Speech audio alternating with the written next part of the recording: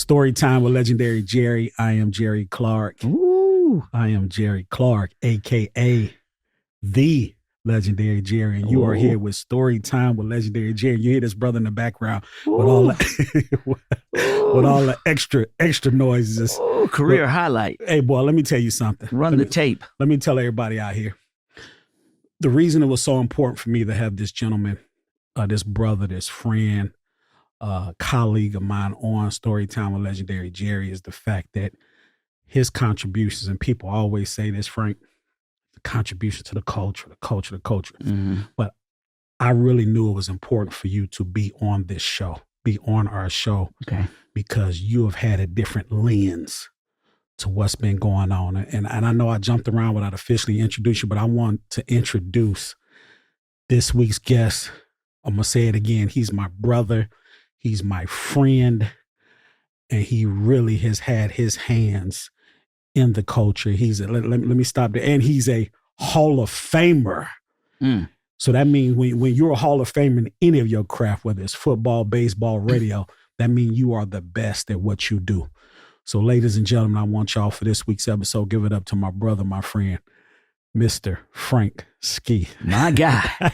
Come on, baby. Hey, finally, man, we get to do this shit. Come on, man. I'm so proud of you. I don't even know what to do. Thank you, man. Thank you, Frank. I don't even know what to do. I've been watching you for a long time, and I've been looking up to you for a long time because, Frank, you've had a new unique view of everything with the culture, with the music, and you've seen it being a native New Yorker, or I should say Harlemite, right? Mm-hmm. And cutting your teeth in starting radio in Baltimore, and then being down here and making your name is big. I mean, becoming a Hall of Famer here in Atlanta. Just to watch all that transpire, and we've celebrated 50 years of hip hop. Mm-hmm. How have you been able to stay relevant during all this time and still have your hand on the pulse, brother? I think because when you love what you do, and then you do what you love, that's the biggest issue with so many people. So many people are not doing what they love, and so many people don't love what they do. They might like what they do, they might enjoy what they do, but love is unconditional. You can't say I love my job and not willing to do it for nothing. See, I love you unconditionally, not because you able to do something, not because you got this podcast, not because we can do stuff for each other. I just love you as a brother. It's unconditional. Yeah. And you have to love what you do unconditionally, not because, you're successful or not successful, not because it provides for your family or not, not because it uplifts you in the community, but it's because you love what you do. So every day I go to that thing called work. It ain't really work. Yeah, because you're passionate about it. I love it. Yeah. I love it. I'd do it for free.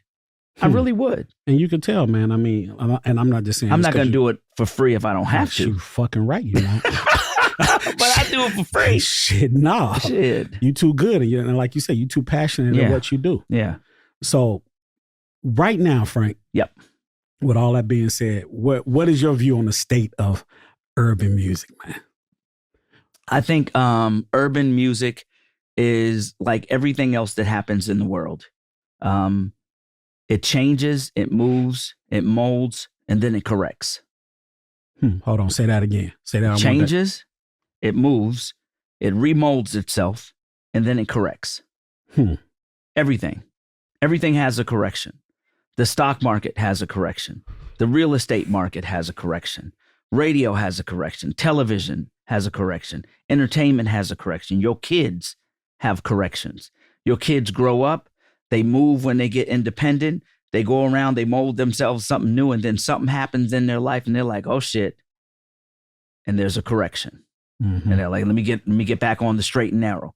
There always has to be a correction, and there always will be a correction. So so you're saying, is that where we are right now? Right now, we're in the stage of becoming corrected in urban music.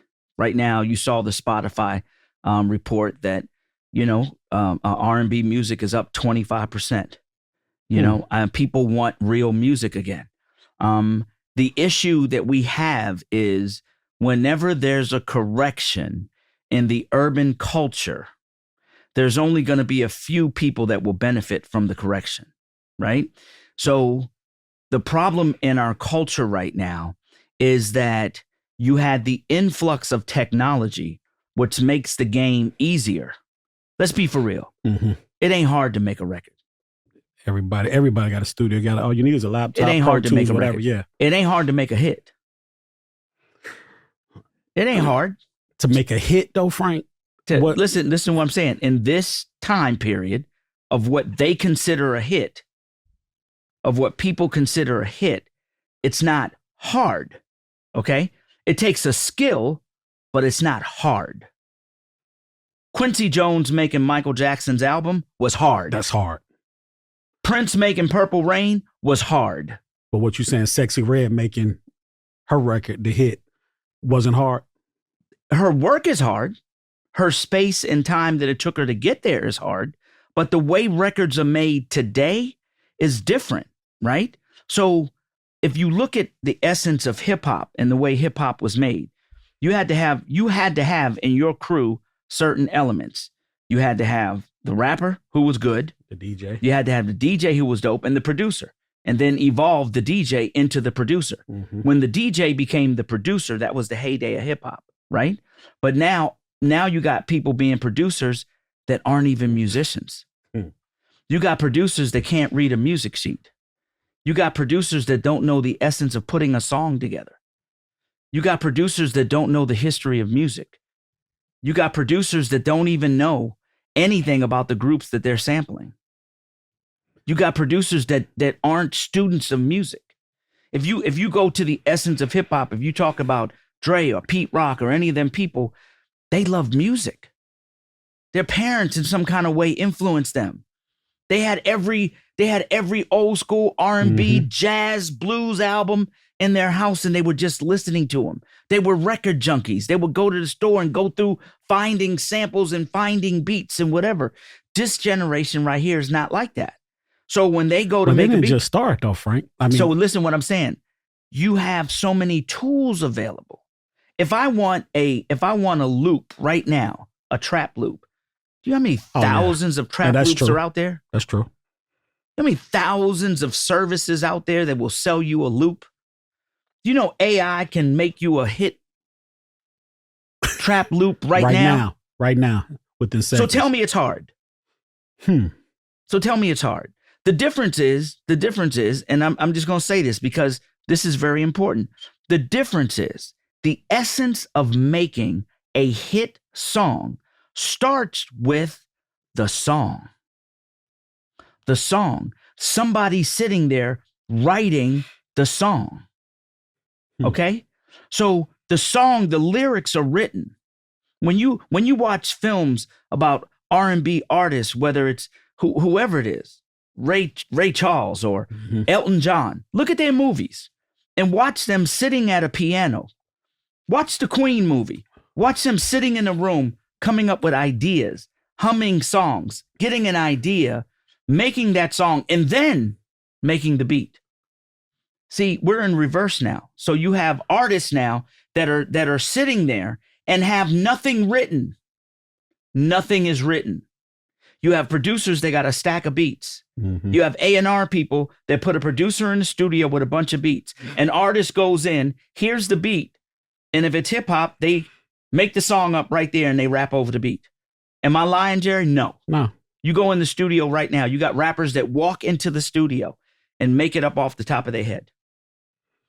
You have R&B artists that are getting songs that there's a writer that walks into the studio, comes up with these hooks and write.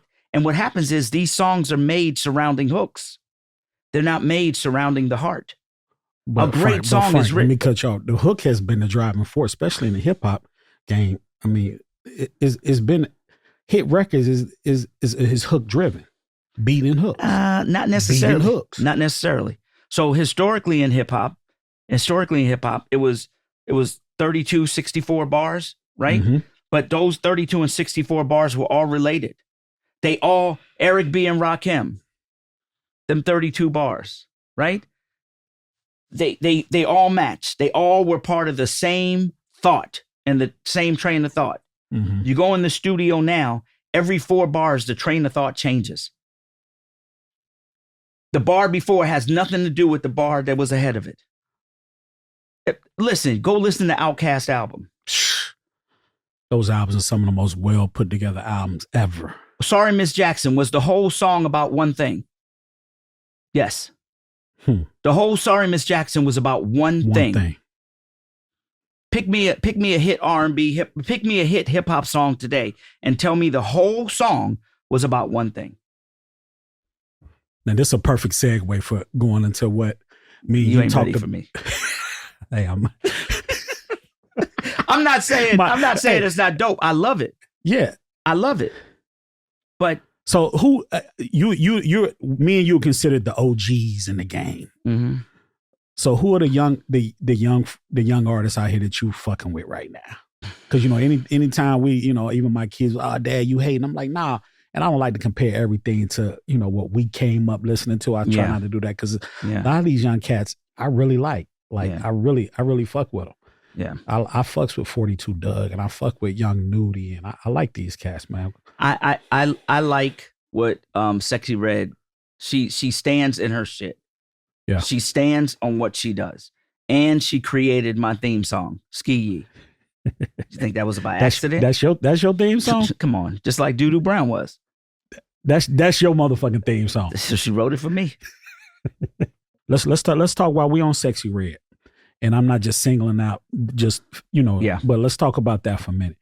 What's your thoughts on just the whole female rap game in general right now? I think it's not the female rappers' fault about where they are right now. And it's only one segment. Because when you say where they are, what do you mean? Pussy rap? Everything my pussy. Is that what you're talking about? Yeah, because it's an independence movement. You know what I mean? It's women saying, y'all was talking about your dicks. Yeah, I was going to say. Okay. Y'all was talking about shit. That's why when people say that, doing it forever. I'm like, don't hate on the women, man. Luke and them was doing it for a long time, right? I mean, even, let's just be real. Lil' Kim, Foxy. Everybody was doing it. They was talking that shit. So they're living in the fact that women are finally getting the respect they deserve in hip hop. Okay? Mm-hmm. If guys can do that music, we can do that music too. And they're selling. I ain't got nothing bad to say about that. But I had this debate earlier, several months back during vacation with my boys. I was like, yo, you heard that Doja Cat, Paint the Town Red? Yeah. And they was like, Dad, it's all right. I said, it's all right. I said, that song get ready to be a monster. No, and Dad, no. And turn around what? Huge. Because that's a song. That's a song. She's popping her collar, talking about it. And that's a song. That's a fucking smash. It's a smash. While you were sitting here, I had to hop on my phone because I remember a conversation. It just ran through my mind. A conversation we had some months ago, and you had some interesting takes on it. And this is the 50 greatest rap groups of all time. And I remember you called me, and we talked about it. And it was a couple, and you just mentioned Eric B. and Rakim a minute ago, and you said, Jerry, that's not a group. I remember you told me, you was like, Eric B. and Rakim is not, you was like, you got Rakim, he's the lyricist, and Eric B. is the DJ. I thought when they said groups, it was like 2 or more people that were rapping. I didn't really look at it as, because let me give you an example. Well, I didn't really look at it like a group as a DJ and a rapper. Yeah. You know what I mean? I as a rapper, definitely, Rakim, one of my tops, but I didn't really think that 50 greatest hip hop list. What did you think about it? I'm looking at it right here. I'm gonna tell you honestly, truly. I understand why they put Outkast as number 1. Shit, yeah. That wouldn't have been my choice. Come on, Frank, don't do it. You man. brought me in here for a reason. Frank, what are you talking about? New face, you hear this, man? What are you talking about? Outkast is not your number 1 greatest group of all time, rap group of all time. They're the greatest selling rap group of all time. No, fuck that. Let me tell you, bro. We kind of in the same age bracket. You see that, bro? Who? Okay, so Who's your number one? There's no way. Who's your number one? Run DMC. There's not another group that changed the world I and agree the with you on culture that. for Yep. hip hop. There's not another group in the world that changed the culture for hip hop. Let me tell you one reason why I said it. When I was going to law school and I had to get out of school and do after my first year and do my term paper. I never finished, by the fact, but my term paper, I wrote about how powerful hip hop was going to be. And I said, DMC as the example because they were the first rap group that had a CD. Yeah, and not just no, understand. So they were so big that nobody respected hip hop. And then when we went from vinyl to CD, nobody had a CD. Their album was the first that was put on a CD. But here's the reason why I say Run DMC. I stepped on stage at Live Aid. Oh shit. 1986. But understand, 84. They were doing concerts that big before anybody could even fathom that hip hop would even be that big. They crossed over before anybody else could. Walk This Way really changed the whole scope of. But look who they did the song with. Yeah, no, that's what I'm saying. They had the respect to be able to do that. They had the respect to go on tour with a Michael Jackson or whatever. They were the biggest thing around the world. They spread hip hop around the world, right? You know, I love. And they were the DMC. first ones that had the tours, the big tours. But, you get what I'm saying? So all I'm saying is to you. So can we? So can so we, when you say Outkast of all time, 1A, Run DMC 1B, or what you're saying is Run DMC is number one. Outkast. Where is Outkast on your list? Only because. Let me just say this. Only because, Run DMC changed the world and changed the culture for hip hop. Right? They were the first ones that people looked at it and was like, "This is major." They had the first biggest concerts, first biggest tours, first to do this, first to do all of the big firsts, right? I get it, right? Outkast, huge, right? Outkast basically, said it best. The South got something to say, okay? Mm-hmm. And the album was freaking amazing, right? All the albums. So you want to talk about the effect, I'm just saying, if you want to talk about the effect, that's my only argument with the list. If you want to talk about the effect and influence, shit, NWA can say the same thing, the same stuff that you just said. No, they same can't. shit. No, Come on, Frank. They can't. NWA had the impact on rap music, whether you want to say positive or negative, but the impact that NWA has had on the culture and on rap music isn't just as big as Run DMC, you don't think? No. You don't think NWA's impact has been as big? What are you talking about? Frank. Bro. NWA. That spawned a whole movement. Listen, it spawned a movement of a particular rap style. It did not respawn a movement of rap in general. It did not. So forget the Billboard list. Let's go over it. Let's talk about your because like I said at the beginning when I introduced I would have had to have Outkast, NWA. I would have had if you can put here's my problem with the list. If you can put NWA on the list because of what they moved and the fact that they moved a culture, right? They moved the West Coast, right? They moved a style, right? But you would not have had NWA if not for who? 2 Live Crew. I see you later. I see you later. Sit your motherfucker. Yeah, you can't have NWA without Luke. But you know what? But you know why? And Luke said why? it. Uncle Luke told me. Why couldn't you have it without Luke? Because Luke, hold on.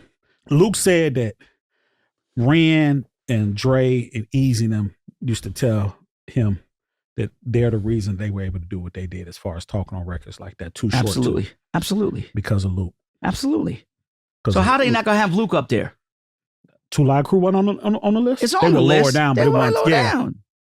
If you gonna talk about NWA moving California, who moved the whole South movement? Was Luke Skywalker Records. The South. Yeah.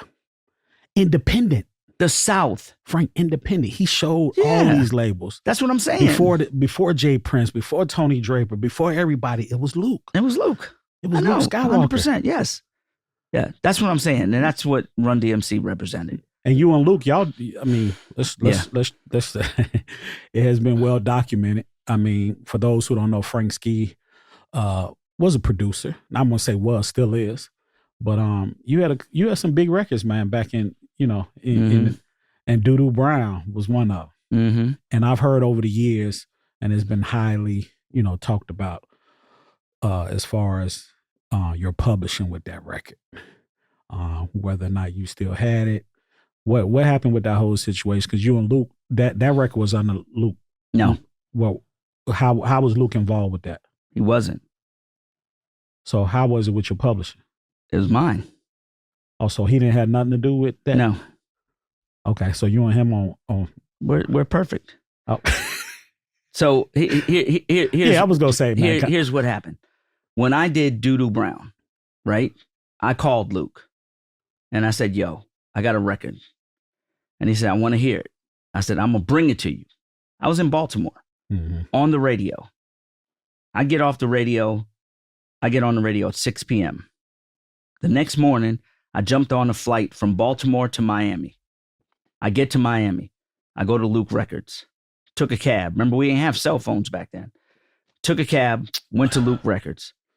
Sat in his office and waited from when they opened in the morning. And I waited until like 2:00. He never showed up. I got back in the cab, went back to the airport, flew back to the radio station, got on the air. He called me. Yeah, I heard it. It's all right. It's all right. Go ahead and do your thing. I'm not interested. I said, okay, I'm going to put it out. He said, okay. I put it out. About a month later, 3 weeks later, my brother in Miami calls me. He said, bro, you're not going to believe this. Power 96 is getting ready to play the Battle of the Songs. And your song is up against Luke. I was like, oh, really? I'm nervous, whatever. And I'm listening over the phone. And it's like, oh, yeah. Oh, no, who you vote for? Doodoo Brown, who you vote for? Doodoo Brown, who you vote for? Doodoo Brown, who you vote for? Doodoo Brown. And then the rest is history. Then Luke called my people, was like, yo, blah, blah, blah. And we made a deal. And the deal was that I went to work for him. And I was the guy that did all the mixes for his records. So I did the mix on It's Your Birthday. I did the mix on Scar. I did the mix on Don't You Wanna, Don't You Wanna, all that. I did Disco Rick. I did Poison Clan. Hey, this is Frank Ski. You hear this shit? I did all that shit. This motherfucking history right here. Now, fair to say that Luke would send me the original mix, and then I'd put my Frank Ski spin on it.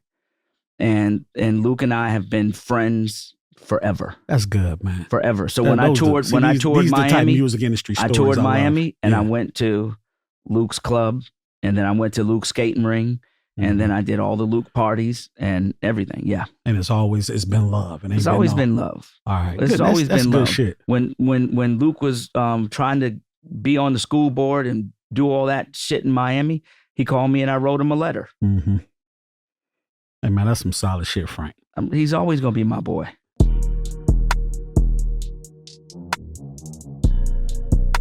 Storytime with the legendary Jerry is hosted by me, the one and only Jerry Clark. Music has been provided by July, the producer. If you haven't already, please make sure you subscribe to Storytime with the legendary Jerry on YouTube and wherever you listen to podcasts. And make sure you follow us on all social media platforms at the Legendary Jerry Podcast. For more podcasts from iHeartMedia, visit the iHeartRadio app, Apple Podcasts, or wherever you listen to your favorite shows.